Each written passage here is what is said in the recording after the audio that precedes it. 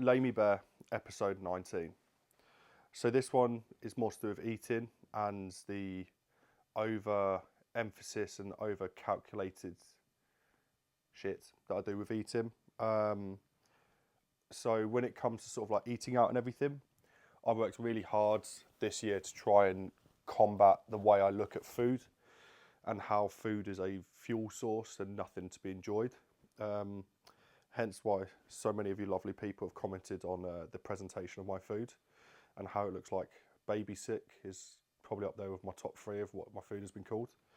And I do get that, but I think it's because I'm in a habit of, for so many years, going through food as purely a fuel source and what is actually in the food rather than what the food looks like and how it tastes, is that you tend to turn any meal into a bit of a calculator sort of exercise.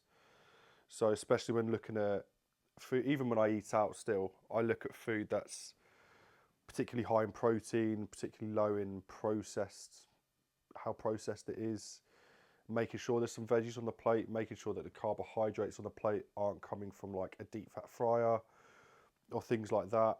And it does take the fun out of food, like it really does. And it does stop you enjoying what you should enjoy.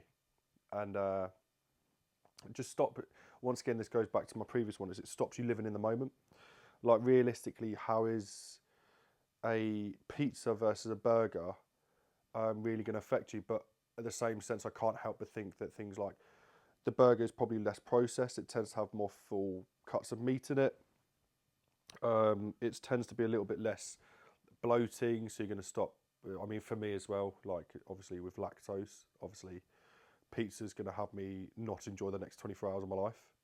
But at the same point, just I could take a lactose enzyme tablet. It's fine. Like there's things around it, but yeah, it just stops me being present really, and it stops me enjoying what I'm doing, which is fundamentally enjoying that meal out, enjoying that time with people.